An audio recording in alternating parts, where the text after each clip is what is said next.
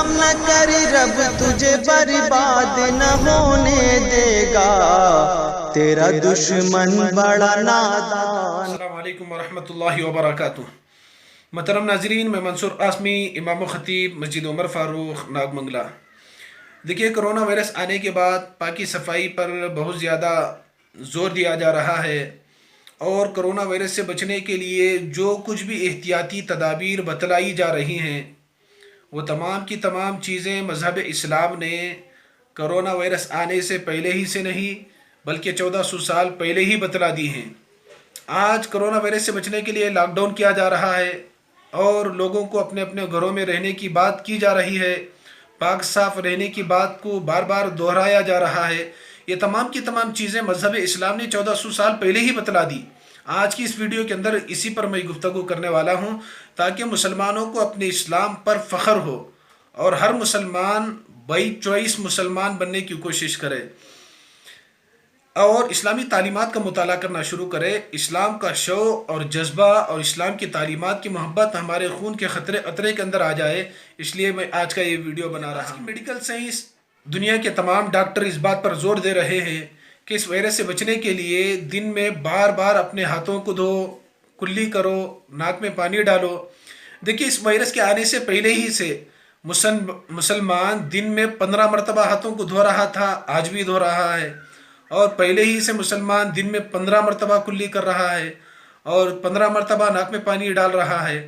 وہ کیسے؟ دیکھو، مذہب اسلام نے مسلمانوں پر 5 وقت کی نماز فرض کی ہے، اور لگ بھگ ہر مسلمان ہر نماز کے لیے نیا وضو کرتا ہے۔ وضو میں ہر عضو کو 3 مرتبہ دھونا یہ سنت قرار دیا گیا ہے۔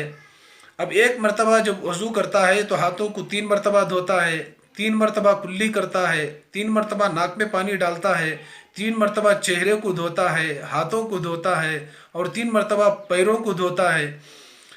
جو مسلمان 5 نمازوں کے لیے جب 5 مرتبہ وضو کرتا ہے تو ہر عضو کو دن میں 15 مرتبہ دھوتا ہے، ہاتھوں کو 15 بار دھوتا ہے، 15 بار کلی کرتا ہے، 15 بار ناک میں پانی ڈالتا ہے، 15 بار اپنے چہرے کو دھلتا ہے۔ یہ مذہب اسلام کی خوبصورتی ہے، یہ پہلے ہی سے مسلمان الحمدللہ اس پر عمل کر رہا ہے۔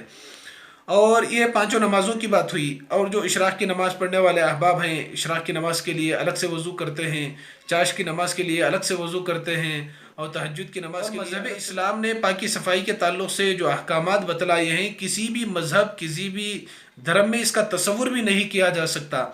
دیکھو، مذہب اسلام کی تعلیمات، جب بچہ پیدا ہوتا ہے سب سے پہلے اس کی پاکی صفائی کا خیال کیا جاتا ہے، اسے غسل دیا جاتا ہے، اور بچے کو پاک صاف کیا جاتا ہے، اور پاک صاف کرنے کے بعد اس کے کان میں اذان اور اقامت کہی جاتی ہے۔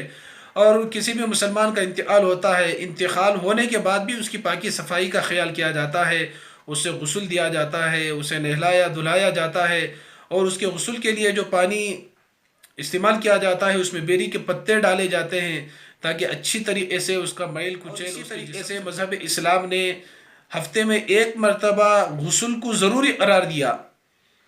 یہ تو مذہب اسلام کی جانب سے ایک لازم اور ضروری ہے کہ 8 دن میں 1 مرتبہ غسل ضرور کرے۔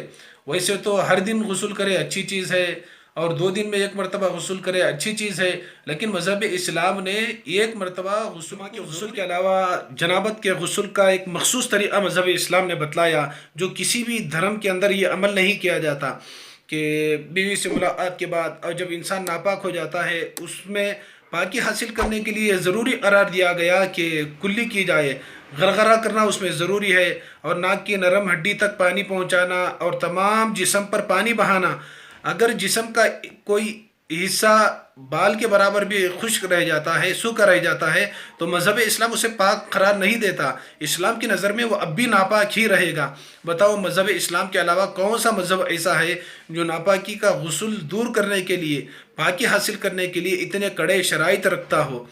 تو عام طور سے دوسرے مذاہب کے اندر یہ طریقہ ہی نہیں کہ ناپاکی اتارنے کے لیے، اس کے علاوہ منہ کی صفائی کے لیے، دانتوں کی صفائی کے لیے جو ہے مسواک کو سنت قرار دیا گیا۔ اللہ کے نبی صلی اللہ علیہ وسلم کے بارے میں آتا ہے کہ وہ کثرت سے مسواک کیا کرتے تھے، اور کھانے سے پہلے مسواک، کھانے کے بعد مسواک، سونے سے پہلے مسواک، سو کر اٹھنے کے بعد مسواک۔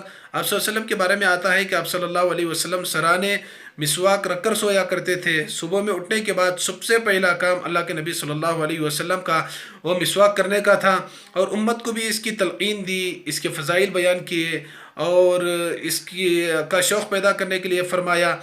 اس کے بے شمار فضائل بیان کیے گئے ہیں، اور وہ نماز جو بغیر مسواک کے پڑھی جاتی ہے اس کا ثواب الگ ہے، مسواک کے ساتھ جو نماز پڑھی جاتی ہے اس کا اجر و ثواب کو اللہ تعالیٰ نے بڑھا دیا۔ تو اس کے ذریعے سے بھی پاکی صفائی میں اور زیادہ اسلام نے کھڑے ہو کر پیشاب کرنے سے منع فرمایا۔ ایک تو غیروں کا طریقہ، دوسرا اس میں پاکی صفائی کا اہتمام نہیں ہوتا، اور اس کے ذریعے سے چھینٹے بدن پر اڑتے ہیں، کپڑوں پر اڑتے ہیں، کپڑے ناپاک ہوتے ہیں۔ تو اس میں بھی پاکی صفائی کا کس درجے خیال اور اہتمام کیا گیا ہے۔ اور اس کے علاوہ مذہب اسلام کی تعلیمات میں ایسے یہ ہیں کہ صبح میں اٹھنے کے بعد کسی بھی برتن کو ہاتھ نہ لگائے، سب سے پہلے اپنے ہاتھوں کو صاف کرے، نامعلوم رات میں اپنے ہاتھ کہاں کہاں پر لگے ہوں گے۔ تو اس درجے پاکی کا خیال کیا کہ سب سے پہلے اپنے ہاتھوں کو دھویا جائے، بعد میں کسی برتن پر ہاتھ ڈالا جائے۔ مذہب اسلام کی تعلیمات میں یہ ہیں، اللہ کے نبی صلی اللہ علیہ وسلم کا گزر دو قبروں کے درمیان سے ہوا۔ اللہ کے نبی صلی اللہ علیہ وسلم نے فرمایا ان دونوں کو عذاب قبر ہو رہا ہے، ایک کو چغلی کھانے کی وجہ سے، دوسرے کو پیشاب کی چھینٹوں سے احتیاط نہ کرنے کی وجہ سے۔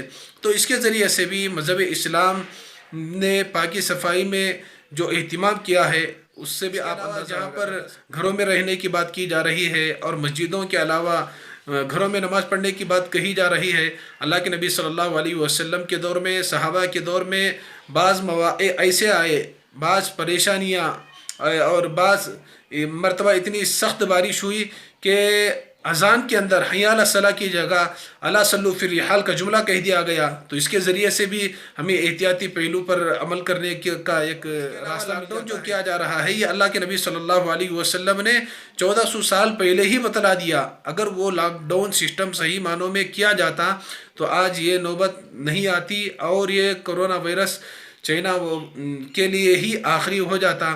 لاک ڈاؤن کا صحیح استعمال نہ کرنے کی وجہ سے آج یہ وبائی مرض ساری دنیا کو اپنے لپیٹ میں لیے ہوئے ہے، اور اس کے علاوہ بھی بے شمار باتیں ہیں۔ انشاءاللہ لاک ڈاؤن کے تعلق سے انشاءاللہ الگ سے ویڈیو بنانے والا ہوں۔ آپ تمام حضرات سے درخواست ہے اس ویڈیو کو زیادہ سے زیادہ شیئر کریں اور اس چینل کو سبسکرائب کریں۔ السلام علیکم ورحمۃ اللہ۔